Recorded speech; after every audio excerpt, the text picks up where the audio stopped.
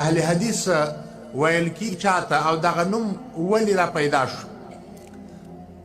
رسول الله صلی الله علیه وسلم د بعثت نه بعد چې کله خلکو اسلام قبول کړي او دعوت قبول کړي د رسول الله صلی الله علیه وسلم پیروکار جوړ شول، نو ټول خلکو ته هغه وخت کې مسلمین ویل کېدل. مسلمون دا جر چونکې په خوله کې اوس رواج دی، خوله کې د مسلمین ښه خوند کوي، د مسلمون نه کنې مسلمین نه مسلمون ورته ویل کېدل.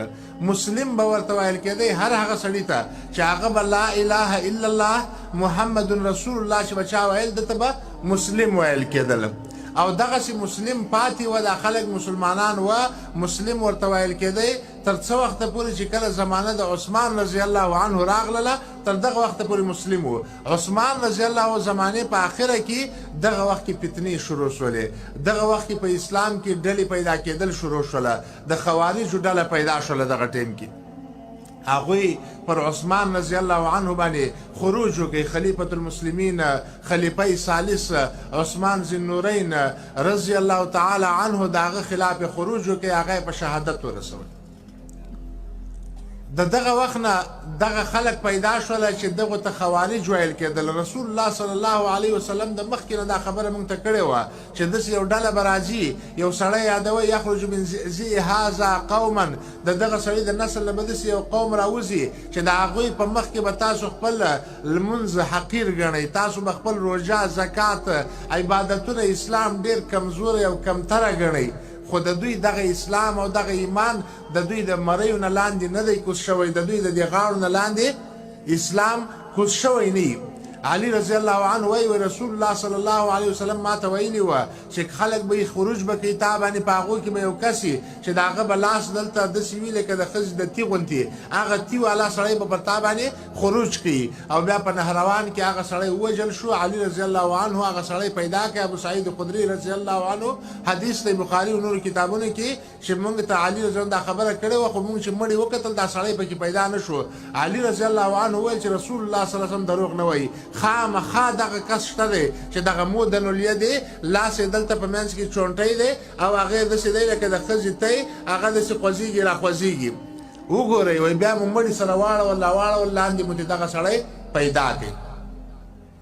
نو دا د خوارجو فتنه راووتله او دوی د یو جوړ حکومت د یو جماعت اسلامي د هغې خلاف یې جوړ وکړي او د هغه جماعت نه ووتله.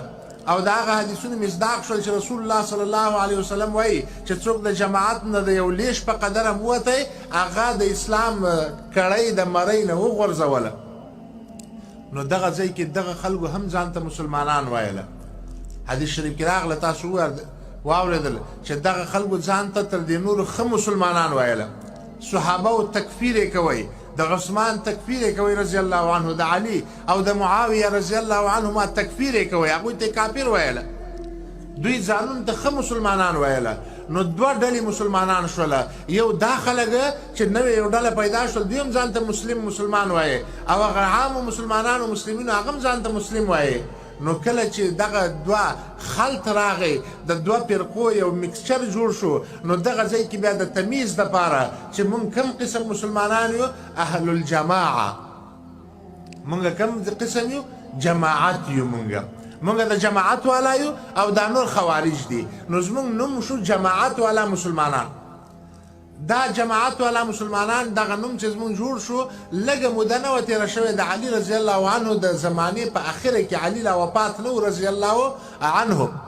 دغه وخت کې یو بله ډله را پیدا شوله د عبدالله ابن سبا یهودي په مشرۍ کې.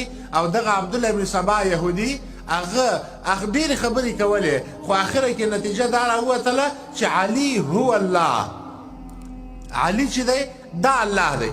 د دې نه مخکې دا خبرې کړې وې چې علي دا اصلا رسول محمد ته جبرائیل خطا شوی و، هغه ته وحی وړی وې. نو دغه وخت کې دغه خلک چې راووتله دوی ته روافض ویل کېدله. دوی هم د صحابهو تکفیر کوئ، ابوبکر و عمر و عثمان د دوی تکفیر یې کوئ، د ټولو صحابهو تکفیر یې کوئ، غیر د یو پنځه شپږو کسانو نه چې ول دا مسلمانان پاتې دي. نو دا ډله چې راووته دوی هم ځان ته مسلمانان ویله. او دا هم دعویدار د اسلام و دوی هم هغه نور ته کافر ویله هغه بلې ډلې دوی ته کافر ویله او هغه اصلي مسلمانان چې هغه دوی ته هم کافر ویله نو دغه ځای کې چې کله درې ډلې سولې یو د خوارجو ډله وه یو د روافضو ډله وه یو عموم مسلمانان وه نو دغه عموم مسلمانانو د دې دپاره چې تمیز د خارجي او د رافضي نه راشي نو دوی څه وویله چې موږ اهل السنت والجماعه یو موږ شیعګان نه یو اهل سنه یو منګه خوارج نه یو والجماعه یو اهل الجماعه یو نو اهل السنه والجماعه نوم د دغه ځای نه جوړ شو چې کله خوارج او روافض دا شی راووتل په منځ کې کله چې زمانه تېرېدله